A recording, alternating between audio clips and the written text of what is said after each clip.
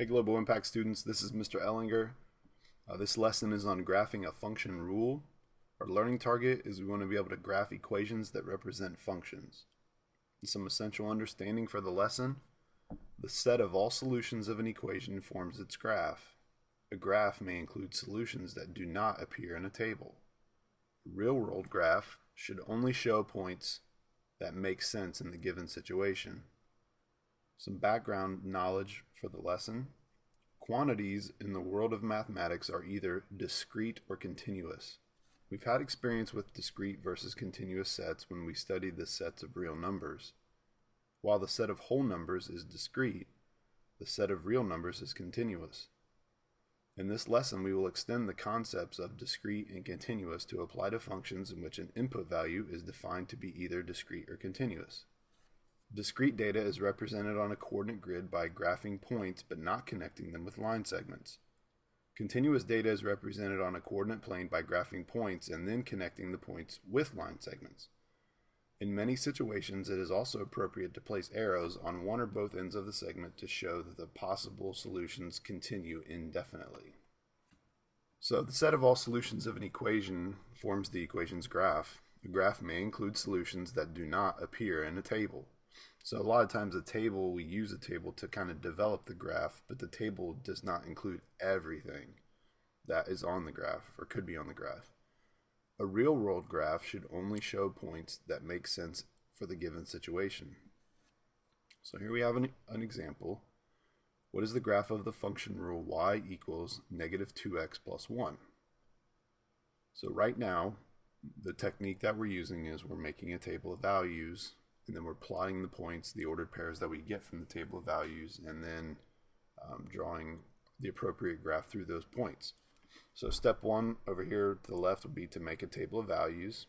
And anytime you're making a table of values, you know, our dependent or our independent variable, whatever it is, in this case is x, you know, we get to choose whatever values we want to put in here.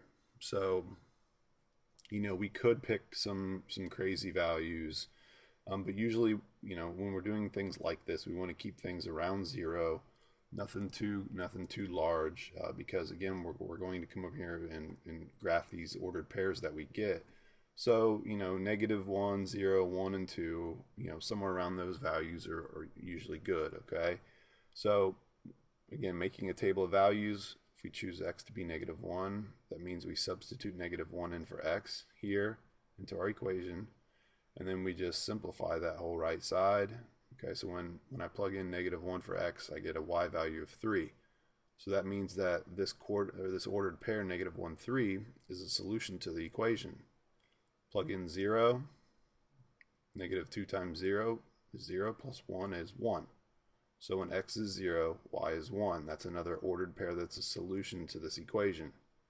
And you can see here what happens when we plug in 1 and what happens when we plug in 2. Okay?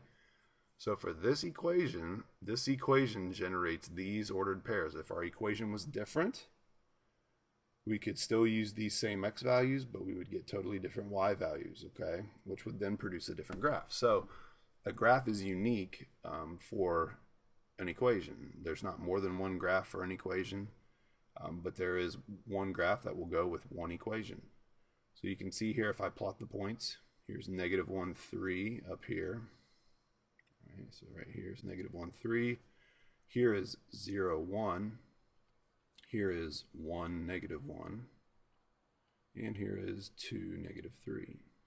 Okay, and then we just draw a line through those points. Okay. And the line represents all the solutions. These points that we used to see where the line is, to develop the line, are just a sample of all the solutions. The line is drawn to represent all the solutions. And this line continues infinitely in two directions. So we put an arrow on the end, and we put an arrow on this end. And we make sure that we draw our graph all the way across our grid space. We don't just connect the dots. Okay, we draw a line that goes all the way through from one end of the graph space to the other, so we could use a straight edge to make sure it's nice and straight, and then put arrows on the end. That makes a good graph. So what is the graph of the function rule y equals 1/2 x minus 1? Well, we've got to make it our own table in this case. And you can make a table like the last one where it had like 3 columns, where you had like x values, and then you had the equation and the work, and then you had the y value that comes out of it. Usually I will just go ahead and make an xy table, and if I need to, I can do my work on the side, but I'm going to use those same exact x values from the last equation, okay, or the last example. So when I plug -1 in for x, okay, what I get is y equals 1/2 times -1 minus 1.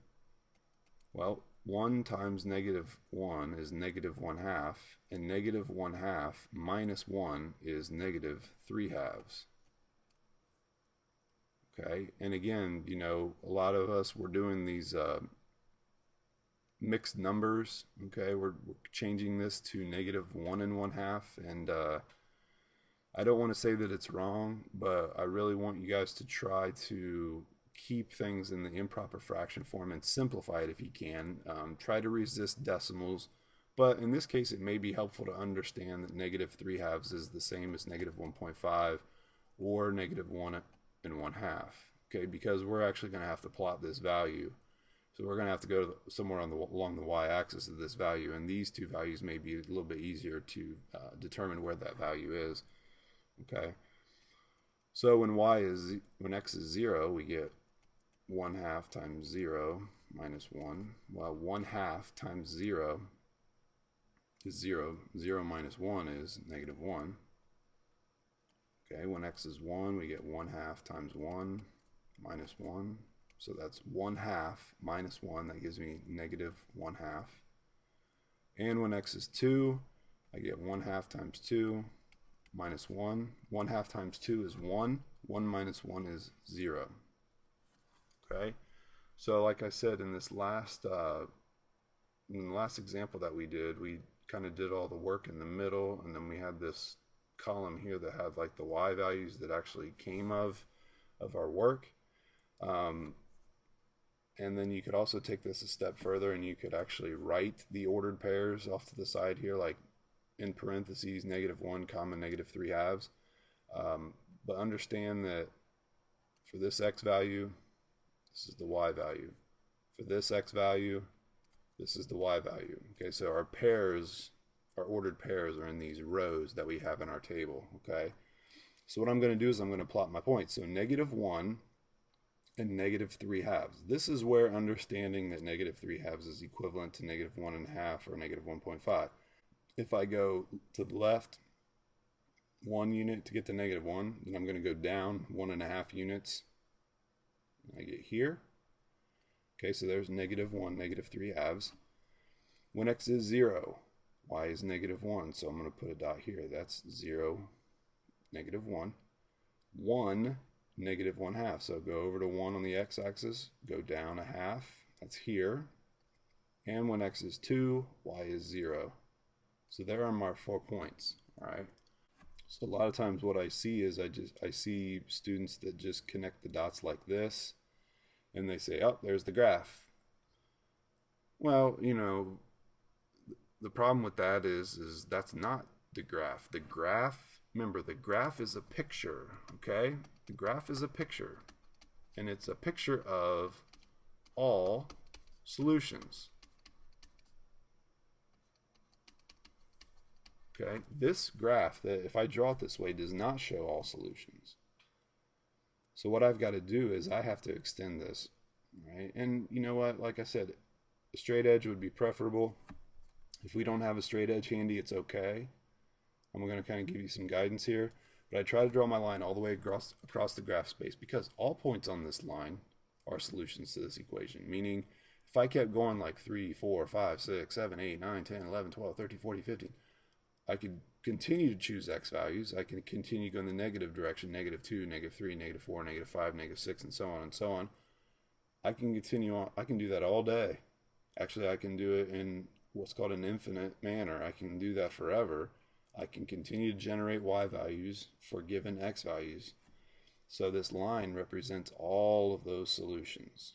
Okay, I could choose fractions if I wanted to and get all these values in between. Okay, But what we do is we pick 3 or 4 x values, get some points to see where the line develops, and then we draw our line all the way across our graph space through those points. And as long as we see the points that define the line, even if our graph isn't perfectly straight after that, it's okay. I need to see those points that develop that line. So if you're doing this by hand, the more points the better. But after, like I said, after we get the pattern developed, we can use a straight edge, which would be ideal. And if not, we just draw it freehand our best. As long as you see those points that define the line, that's what's important. Okay. So a little side note here about real world graphs. When you graph a real world function rule, choose appropriate intervals for the units on each axis. Every interval on the axis should represent the same change in value. If all the data are non-negative, then we'll only use the first quadrant. So a lot of times in real world problems, we'll only work in the first quadrant. Remember, this is the first quadrant.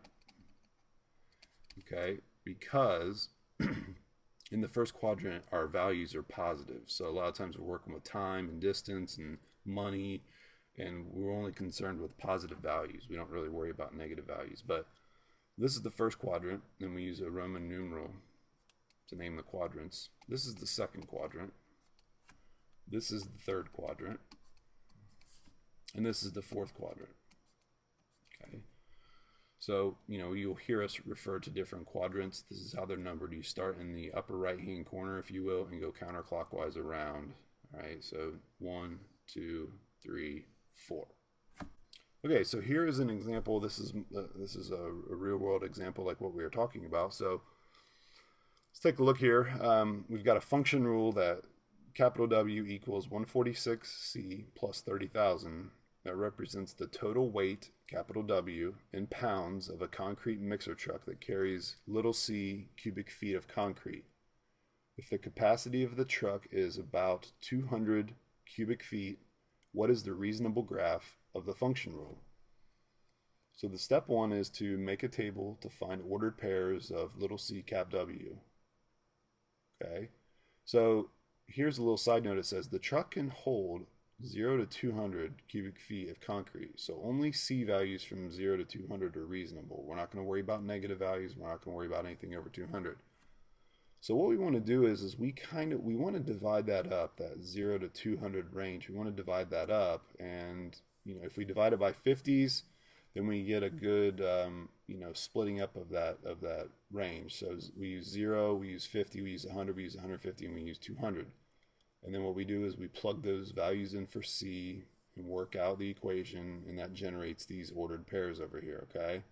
So you can see, instead of using a basic graph where we've got numbers under 10, we've got some large numbers here. So we're going to have to put a little bit more thought into our graph when we go to draw this. So step 2 would be to graph the ordered pairs that we got over here. So cap W reaches almost 60,000 pounds. So W values from 0 to 60,000 in grid increments of 10,000 make sense. Okay, so again, we have to put some thought into this. We're going from 0 to 60,000. So if we go in increments of 10, then we need 10, or we need then we need 6 grid lines going up vertically. Okay, and since we divided our data up the way we did by 50s. Then really we would only need like 5 going across, but in this graph they skip, like every other grid line is 50, which provides a little more detail. So as much detail as we can get in our graph, the better, but we also have to be reasonable, and if our numbers are large, we have to be very conscientious about how we label our axes. So we scale our axes, we label our axes. Okay, so the horizontal axis here is concrete in cubic feet, and that is represented with the letter C, variable C. So what we often refer to as the x-axis in this problem is the little c axis. The vertical axis represents the total weight in pounds, which we call capital W. So this vertical axis we normally refer to as the y-axis, but in this problem it is the capital W axis. Okay, so here's the comment about the C values. C values go from 0 to 200. 200 is evenly divisible by 25, so they use grid lines of 25, grid increments of 25. So we plot our data points: 0, 30,000, 50, 37,300, 100, 44,600, when C is 150, W is 51,900. And when C is 200, W is 59,200, okay? So, and we're going to stop here. So we're not going to extend the graph all the way. We're not going to put arrows on the end. We're going to put a dot here. So the dot here on the end of the graph tells us that, that line stops, okay? And the line also stops at 0. We're not going to extend this on across the graph space, okay? Because look, if I wanted to extend these axes down, I could extend negative y-axis, negative x-axis. We're just working in the first quadrant here, okay? So we're going to have endpoints here because we can't have less than 0 cubic feet of concrete in this mixer truck, and we can't have more than 200 cubic feet of concrete in the mixer truck. Okay, so it's going to be somewhere in between those two values. So that's the graph. Okay, and a little side note down here, the truck could contain any amount of concrete from 0 to 200, such as 27.3 cubic feet or 105 2/3 cubic feet. You can connect the data points from the table because any point between the data points has meaning. So every single value of C along this line, any one of these dots that we could plot if we wanted to, all of those represent combinations of concrete and weight. Okay, so we do want to connect that line. It is not discrete, not a discrete graph. Okay, so here's an illustration of continuous versus discrete graphs. Continuous, just like the word continuous sounds, if we know what continuous means, it means it continues on no breaks, no gaps, no nothing. So here we have an example of a continuous graph. It's a line that's unbroken. Okay, a discrete graph is composed of distinct, isolated points, not connected. Okay, so it's not even a line, it's just a bunch of data points. So that's the difference between discrete, continuous. Continuous, we go ahead and connect the points. Discrete, we just leave them as points. Hope you guys have a great day.